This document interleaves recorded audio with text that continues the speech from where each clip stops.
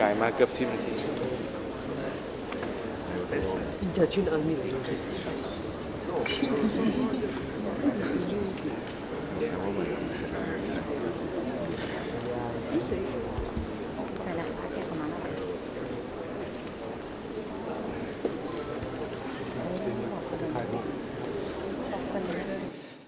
Your Majesty, Excellencies, distinguished delegates, before we proceed with the meeting, may I kindly invite heads of state, government, and heads of delegations of ASEAN and Timor-Leste, and Secretary General of the United Nations to the stage for a photo opportunity, please.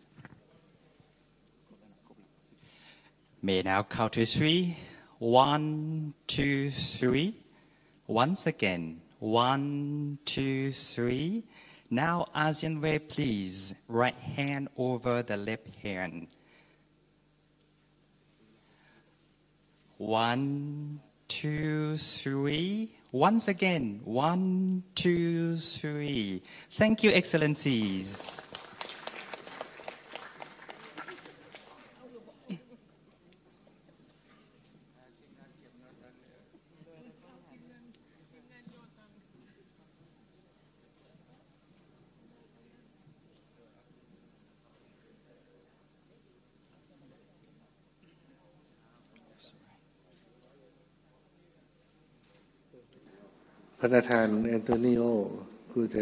Your Excellency Antonio Guterres, Secretary General of the United Nations, Your Majesty, Excellencies, leaders of ASEAN and Timor-Leste, Secretary General of ASEAN,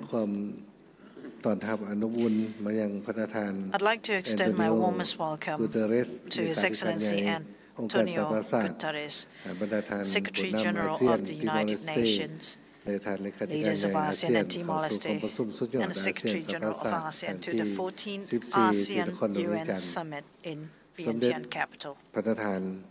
Your Majesty, Excellency, I'd like to begin by congratulating Your Excellency, Secretary General of the UN, on the successful outcome of the 79 sessions of the UNGA and the Summit of the Future held in New York this past September.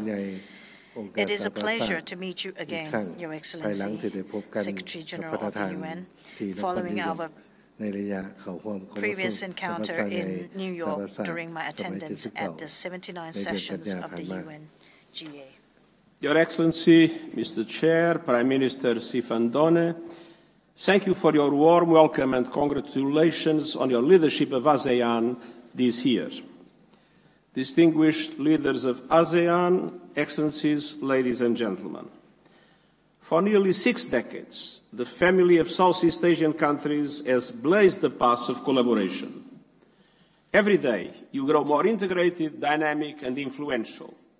And our ASEAN-UN partnership is growing ever stronger too, and it is today a strategic partnership from the point of view of the United Nations. The ASEAN-UN Plan of Action is making important progress across the political, security, economic and cultural fronts. And I'm particularly grateful for the important contribution of ASEAN members to our peacekeeping operations. Allow me to express my total solidarity with the Indonesian delegation. 2 Indonesian peacekeepers were wounded in Lebanon by Israeli fire, and I want to say that we are together with you and with the Indonesian people in this moment. I also welcome your work on the preparations of the Community Vision 2045. The region has always been about looking ahead, and so is the Pact for the Future, adopted last month at the United Nations. We need to keep looking ahead, and let me point to 4 key areas. First, connectivity, your theme for the year. We start with a fundamental objective. Technology should benefit everyone.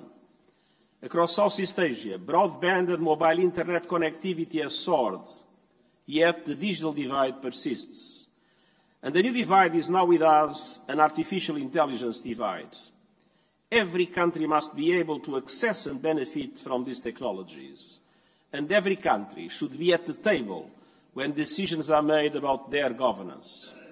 The Pact for the Future includes a major breakthrough, the first truly universal agreement on the international governance of artificial intelligence that would give every country a seat at the AI table. And it also calls for international partnerships to boost AI capacity building in developing countries. And it commits governments to establishing an independent international scientific panel on AI and initiating a global dialogue on its governance within the United Nations. Second, finance. International financial institutions can no longer provide a global safety net or offer developing countries the level of support they need. The Pact of the Future says clearly we need to accelerate the reform of the international financial architecture, to close the financing gap of the Sustainable Development Goals, to ensure that countries can borrow sustainably to invest in their long-term development, and to strengthen the voice and representation of developing countries.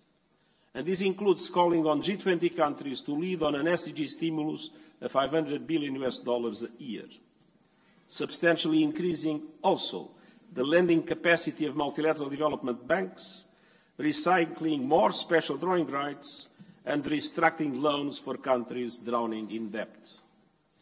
Third, climate. ASEAN countries are feeling the brunt of climate chaos, disasters like the super typhoon Yagi, while the 1.5-degree goal is slipping away. We need dramatic action to reduce emissions. The G20 is responsible for 80% of total emissions. They must lead the way. And I welcome the pioneering Just Energy Transition Partnership in Indonesia and Vietnam. By next year, every country must produce new NDCs aligned with limiting the global temperature rise to 1.5 degrees Celsius.